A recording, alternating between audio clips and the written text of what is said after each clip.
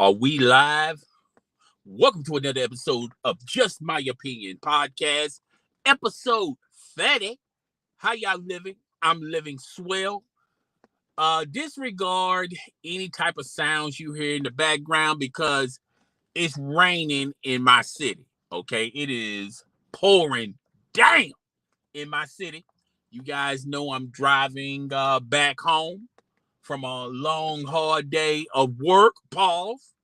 Okay. Uh, but nevertheless, I'm the best. Let's get into it. All right. So we're going to be talking about the All-Star Week. We're going to talk about the NBA All-Star Weekend somewhat.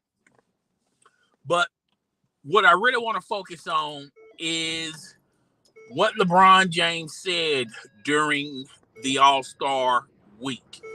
All right. First of all, the slam dunk contest sucked. All right. And it doesn't look like it's going to get any better next year. I was very impressed with Karl Anthony Towns winning the three-point contest. That's historical, folks. Very historical. I think a lot of people are sleeping on that. And I feel like that's going to age like fine wine. It gets better with time. And people are going to be talking about that for years to come. For that individual to win the slam dunk contest is very impressive. It was historical on all levels. And if you're a true basketball historian, you got to like what Karl Anthony Towns did in the three-point contest. But this live stream isn't necessarily about the do's and don'ts of what happened on the NBA All-Star Weekend. It has more to do with LeBron James. LeBron James sent a stern message to the Los Angeles Lakers organization. Now hear this, now hear this. Rob Pelinka, you're on notice. You're on watch. Jeannie Buss, where you going? You're on notices too. You're on notice as well.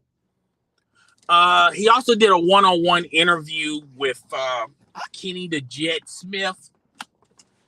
You know, and I kind of understand why he chose Kenny the Jet Smith because he just don't, if he's going to do a one-on-one interview, he doesn't want the interviewer to, ask him some questions that may push against his agenda.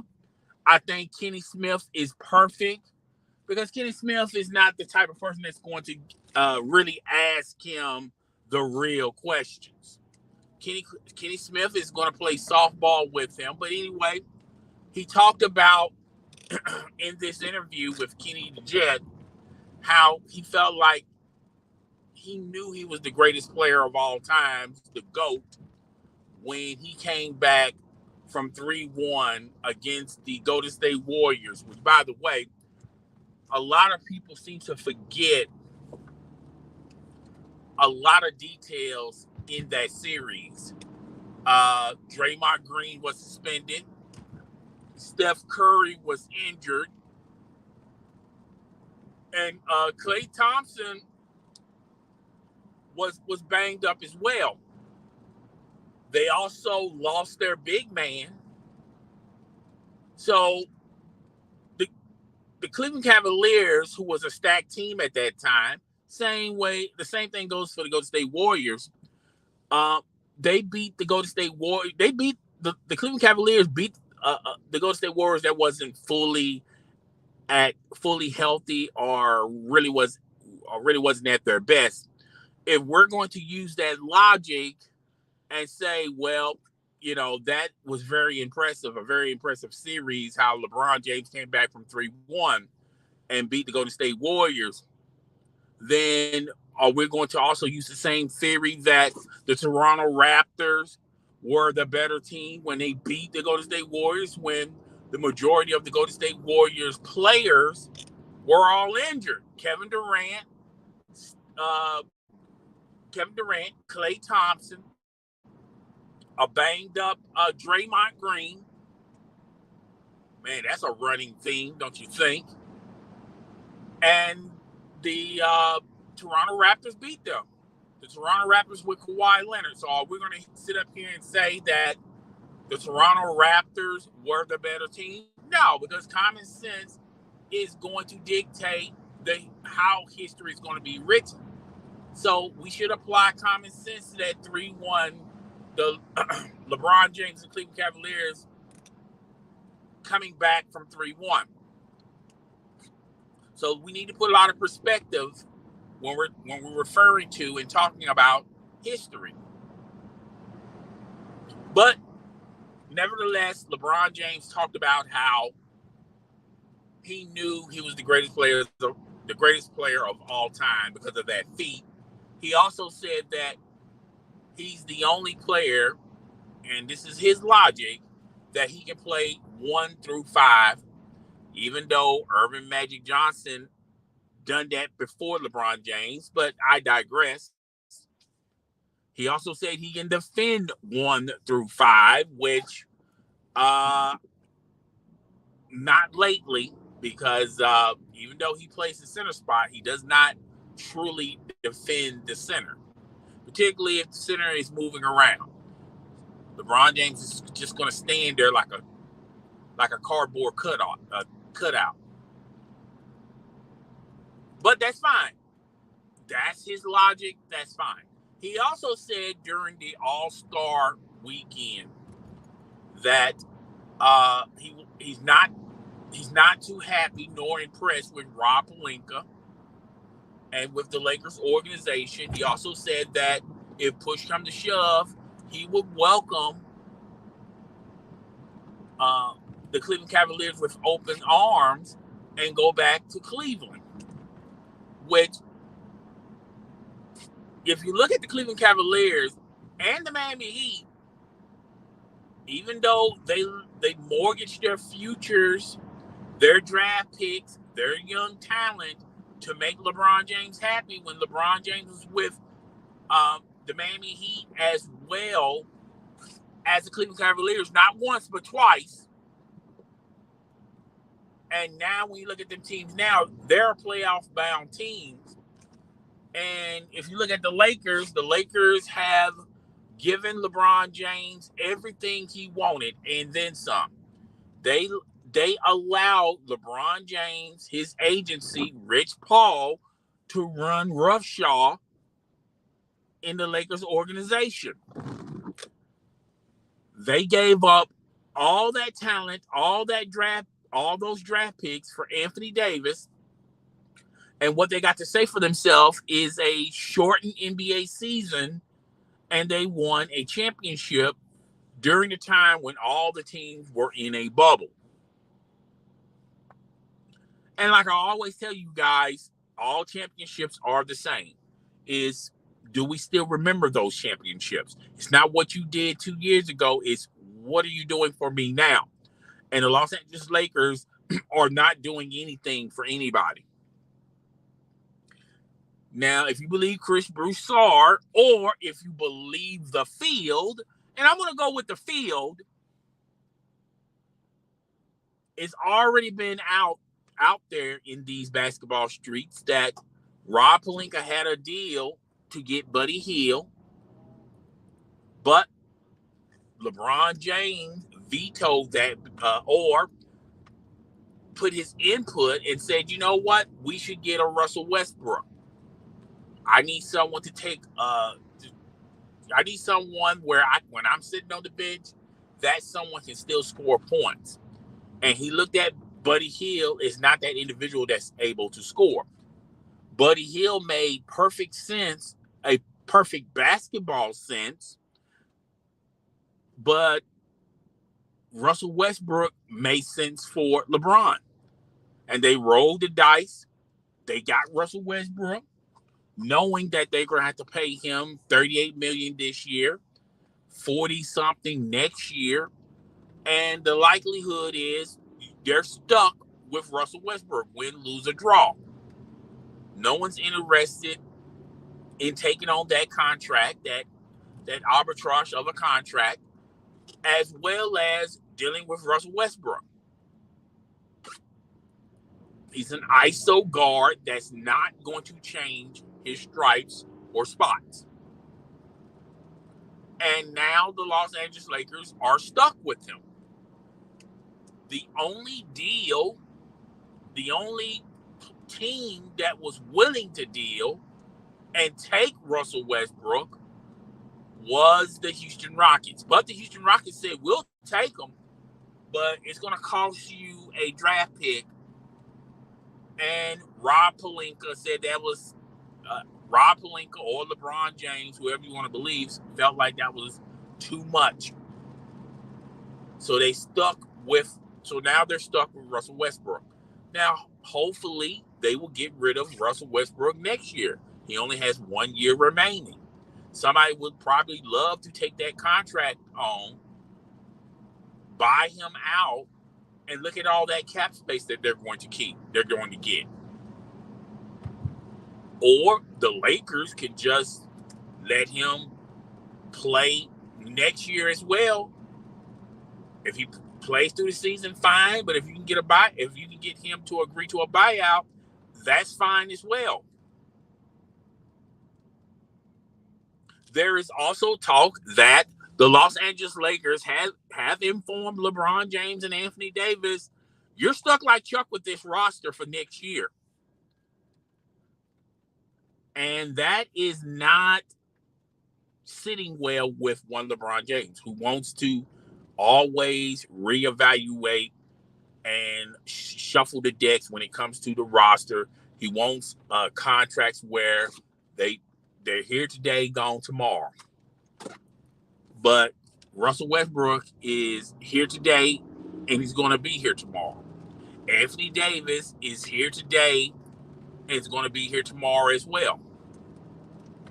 They don't have any type of capital or players or draft picks, talent that other teams would want, that will take on.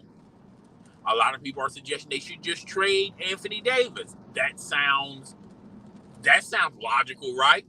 But are you going to get back what you lost to get Anthony Davis? No. If you trade Anthony Davis, you're trading him at a loss. And the Lakers know that. So LeBron James sees the future of the Los Angeles Lakers, and it doesn't look good. It looks very dark, cloudy, thunderstorms, rain. There's a hurricane coming, folks. And LeBron James see the writing on the wall. There's literally nothing that the Lakers can do to get out of this hole. They're stuck like Chuck in this hole.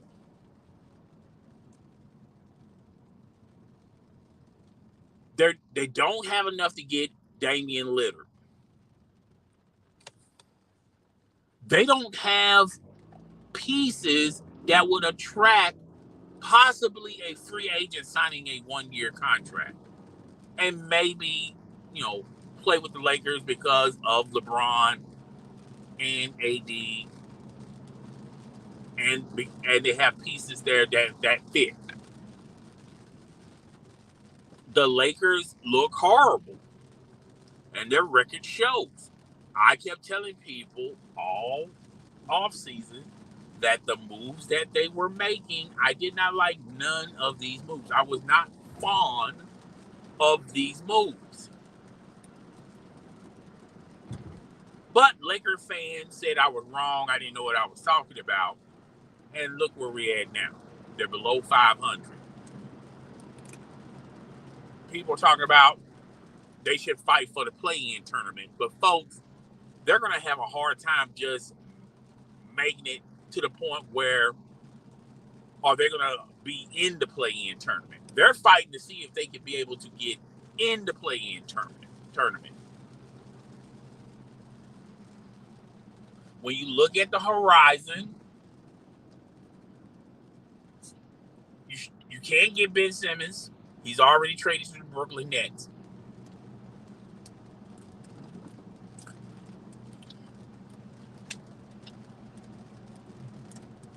You can't get Damian Lillard because they're going to trade him to a team that's going to give them a multitude of draft picks. LeBron James also said oh my God, I forgot this man's name. The GM for the Oklahoma City Thunder, Sam Presti. He said he should get an award. He's doing extraordinary things over there, and wish the Lakers were in that position. Well, LeBron, the Lakers would be in that position if they were sellers. You have to realize that the reason why Sam Presti is where he's at right now with this roster is for the past couple of years, he's been a seller. He had Chris Paul, sold him to the Phoenix Suns for a ton of draft picks, a slew of draft picks. He had Russell Westbrook, traded him to the Houston Rockets, and got a slew of draft picks. Then he flipped those draft picks to get more draft picks. Also, not to mention, the man has an eye for talent. You know, after all, he did draft Kevin Durant, James Harden, Russell Westbrook. You have to give the man his props. You have to give the man his flowers. I think he knows a thing or two about basketball, LeBron. I think he knows a thing or two about basketball. Not to mention, LeBron talked about exploring the possibility to return to Cleveland.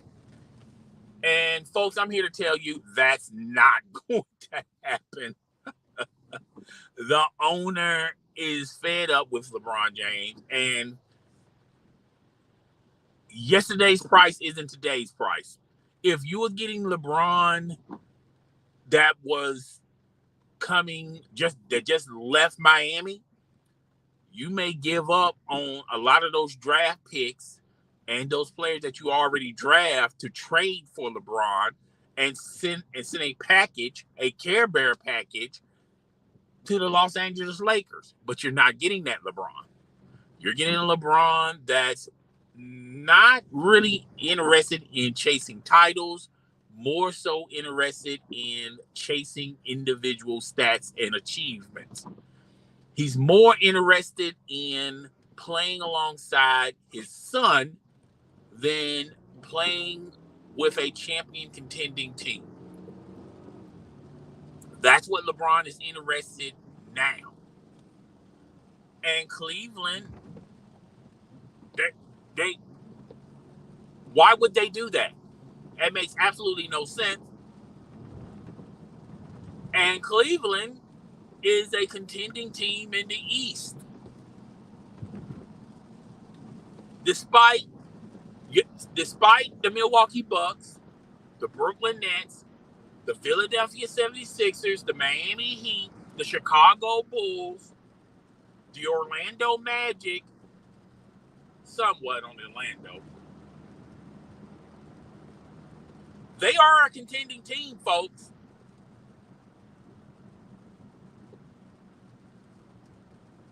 With a possibility to not only go to the playoffs, but to go deep into the playoffs.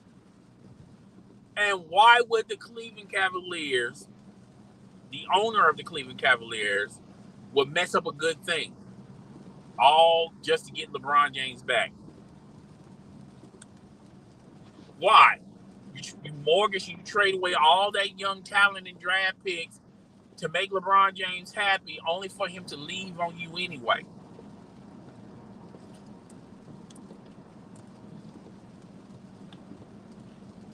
Now, publicly, the Cleveland Cavaliers, the organization and the owner is not going to say this, but privately they're saying thanks, but no thanks. This version of LeBron James isn't the same LeBron James that left Cleveland, isn't the same LeBron James that came back to Cleveland on his second stint. This LeBron James that you guys are getting, I don't know what's going on with that guy. That guy just cut straight through like a knife on butter. Damn. I don't know what he's doing, but hey, whatever.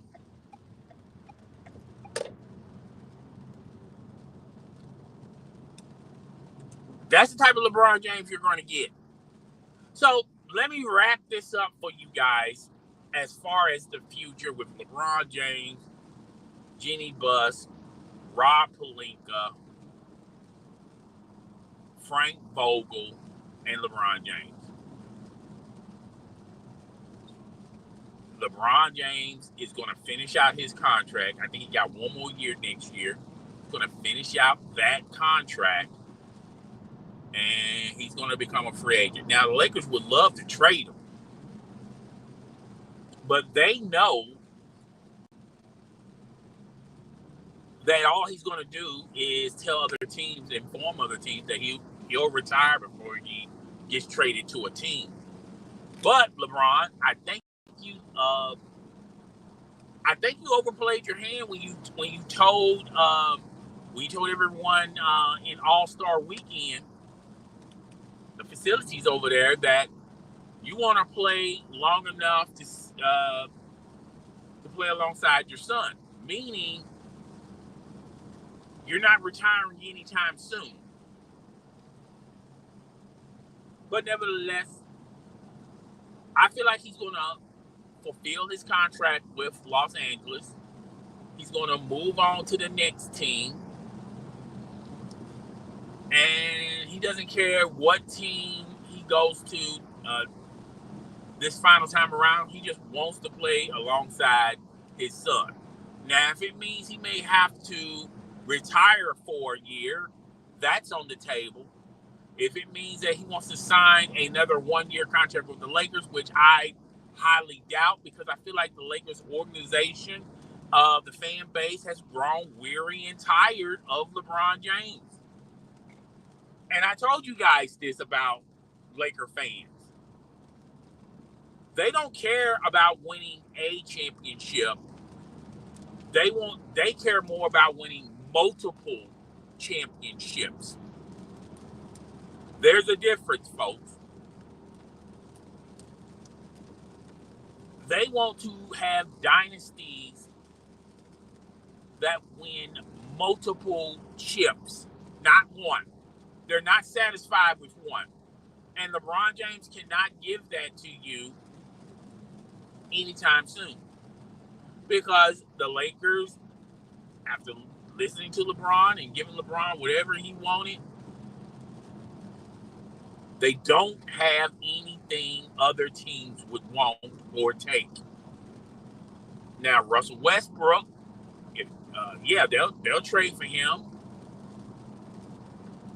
But are you going to get anything remotely solid enough to help you win a title with an aging LeBron James that's really not that interested in titles and more interested in individual stats and achievements, and also more interested in playing alongside his son, who's going to probably play it safe for the rest of this season and next season as well? So you're not even going to get a LeBron James at 110. You're probably going to get a LeBron at 70, 80%. Not to mention Anthony Davis, who ever since he came into the league can't stay healthy for a full solid season. He's going to get injured consistently. It's like betting against black on the poker table. It's like betting to say it's not going to snow in Montana.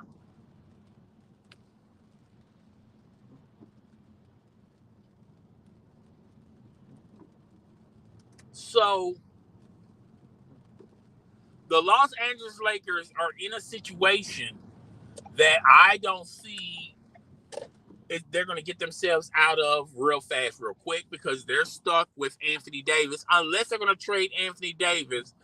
And if they do trade Anthony Davis, they're not going to get what they lost as far as getting Anthony Davis to La La Land.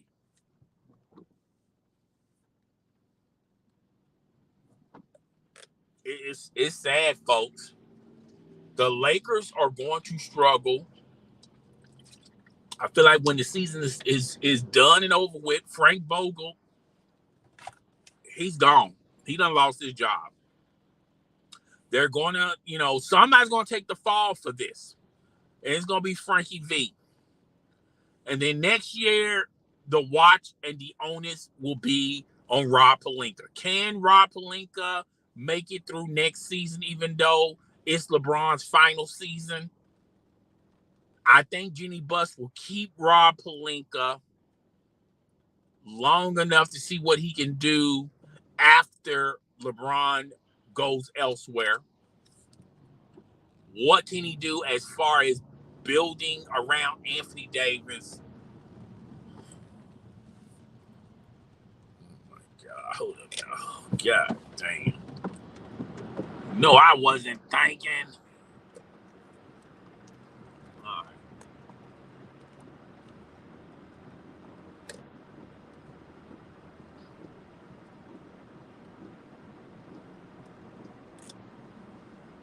All right, we're good.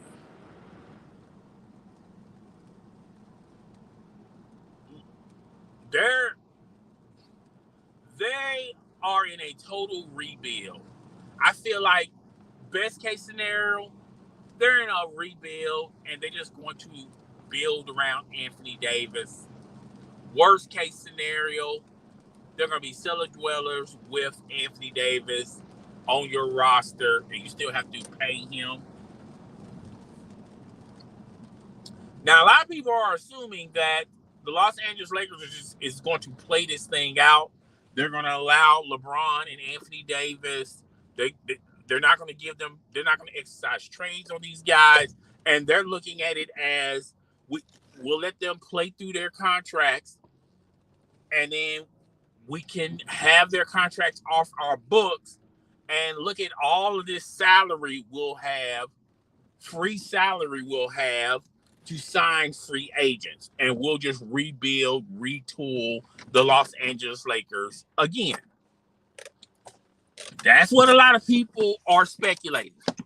I'm here to tell you folks, I feel like next season is the beginning of the end for the Los Angeles Lakers. They're not going to, if you look at what's in free agency or possible trades, there's nothing there. If you look at the buyout market, there's not a player on the buyout market that if you buy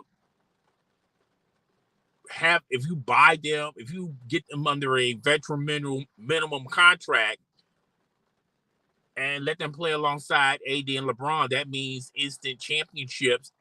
Worst case scenario, they'll probably make it into the playoffs, but they'll probably go out in the first round like they did last year.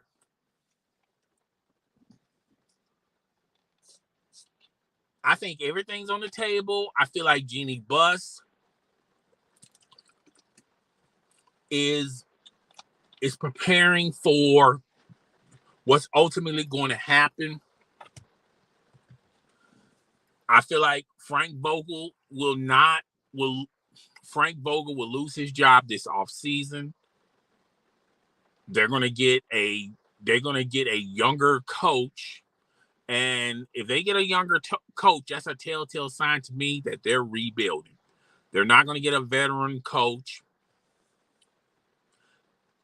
and try to shuffle the decks again. Because look, no matter what y'all think about Frank Vogel, I think they did him dirty this season by allowing LeBron and Anthony Davis to have their way with the roster on play calls and who starts, who's coming off the bench. They finally, I feel like it was like 2 weeks ago or 3 weeks ago, they finally allowed Frank Vogel to coach by giving him free reign and free control.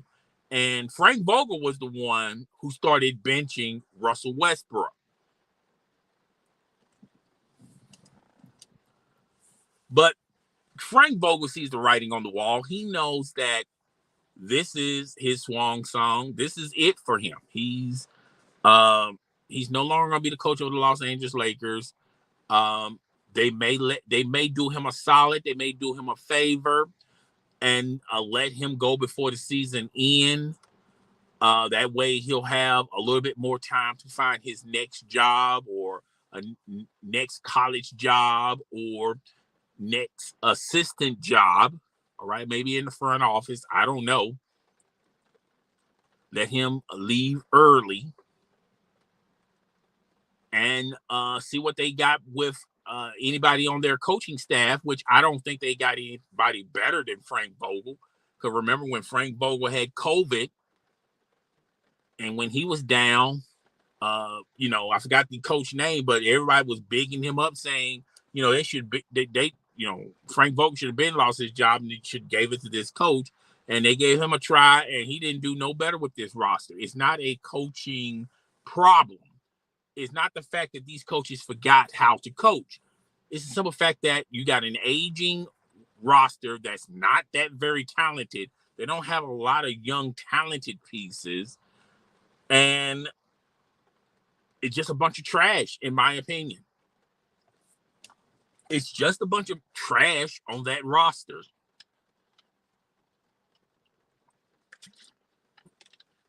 If you look at the West, the Lakers will struggle with teams like the Phoenix Suns, even though the Phoenix Suns is without Chris Paul. And I feel like that's a major loss for the Phoenix Suns. And if I was the Los Angeles Lakers, you better start winning now. Do whatever it takes to start winning now. To somehow, some way, maybe get close as far as getting a playoff spot, or be able to go into the play-in. Because, particularly with Phoenix, you should beat Phoenix without a Chris Paul. I feel like the Golden State Warriors are going to be a major concern for the Los Angeles Lakers, but they're without Draymond Green. If I was the Los Angeles Lakers, I would be starting winning now on the Golden State Warriors. The Western Conference is an open conference. It's anybody's conference. Yes, the Suns and the Golden State Warriors are running away with it, but not by no large margin. The Utah Jazz, they're trying to find their way above water. The Memphis Grizzlies, they're killers out here, man. The Denver Nuggets, they look pretty decent. But those teams I just named, the Lakers struggle with those teams. And there's a reason why. Those are better teams. They're more talented. They're more athletic. And they're more deeper. And those are three things that the Lakers are going to struggle with.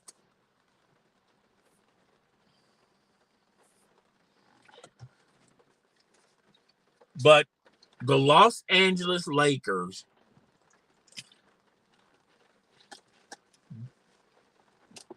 I feel like when the season's over with, Frank Vogel's going to lose his job. Rob Pelinka will be put on the hot seat to do something with this roster. And next season, it's win or bust for Rob Pelinka. If Rob Pelinka can't make this at least a competitive team, if this team struggle like next year, like they're struggling right now, I don't see Rob Pelinka making it past the trade deadline next season. So Rob Pelinka better do his magic from now until next year's trade deadline, or he's going to be gone.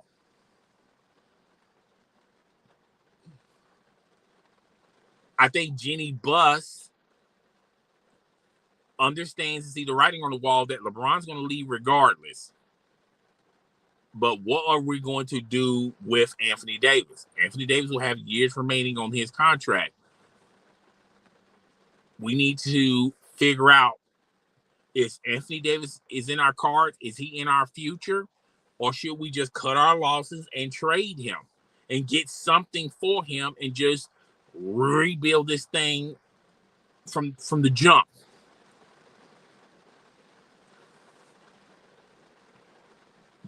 I feel like the Lakers are stuck with Anthony Davis.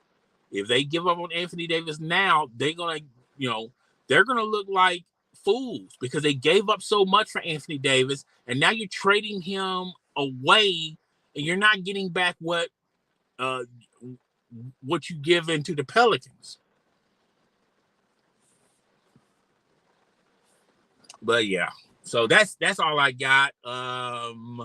Normally I save the best for last as far as reading you guys' comments. I don't know what this guy texts, but hey, it is what it is. Guys, I appreciate you guys listening to this. I know a lot of you guys are going to listen to the rerun of this, and that's fine. I'll try to get back on here Thursday. It's your boy. I'm up out of here. Deuces, folks.